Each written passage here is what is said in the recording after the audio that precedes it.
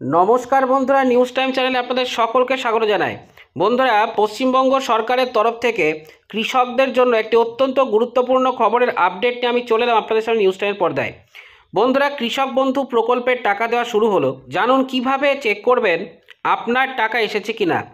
তো বন্ধুরা, এই প্রকল্পে কিভাবে আপনাদেরকে আবেদন জানাতে হবে এবং আবেদন জানানোর পরে আপনাদের টাকা ঢুকেছে কিনা সেটি আপনারা কিভাবে জানতে পারবেন, এর জন্য কী কী গুরুত্বপূর্ণ নথির প্রয়োজন হবে ইত্যাদি বিভিন্ন বিষয় নিয়ে বিস্তারিত তথ্যটি আমরা আজকের এই ভিডিওটিতে জেনে নেব। দর্শক বন্ধুরা, যারা ভিডিওটি ইতিমধ্যে দেখছেন তারা কেউ কৃষক বন্ধু প্রকল্পের নাম নথিভুক্ত করেছেন কিনা তা অবশ্যই ভিডিওর কমেন্ট সেকশনে কমেন্ট করে জানাবেন।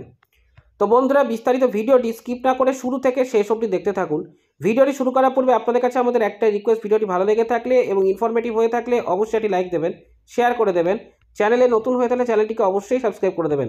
তো বন্ধুরা, সময় নষ্ট না করে বিস্তারিত ভিডিওটি শুরু করা যাক।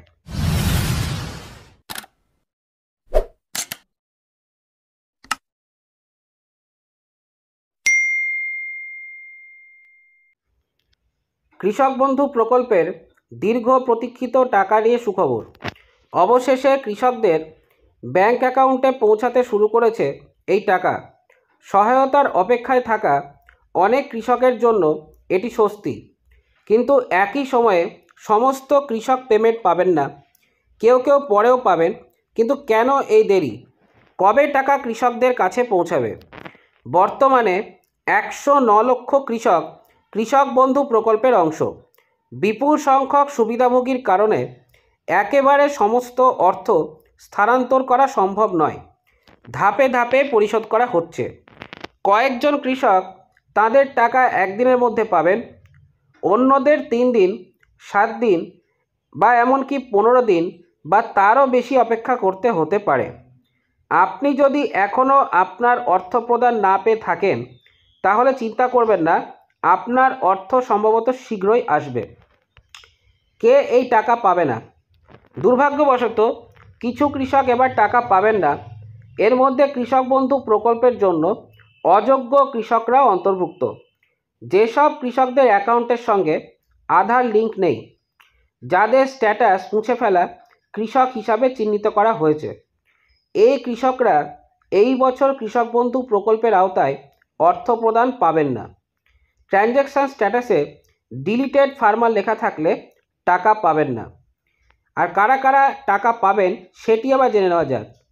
কৃষক বন্ধু লেনদেনের স্থিতিতে যে সকল কৃষকের অ্যাকাউন্ট বৈধ তাদেরই টাকা দেওয়া হবে। এমন সময়ে আপনি যদি এই আপনার অ্যাকাউন্ট স্ট্যাটাসটি চেক করে দেখতে পারেন, তাহলেই বুঝতে পারবেন যে শীঘ্রই আপনার ব্যাংক অ্যাকাউন্টে টাকা জমা হবে কিনা।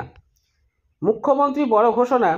21শে নভেম্বর 2024-এ পশ্চিমবঙ্গের মুখ্যমন্ত্রী মমতা বন্দ্যোপাধ্যায় একটি প্রেস কনফারেন্স করেছিলেন। সেখানে তিনি নিশ্চিত করেছিলেন যে সরকার 22শে নভেম্বর 2024 থেকে কৃষক বন্ধু প্রকল্পের অধীনে কৃষকদের টাকা দেওয়া শুরু করবে।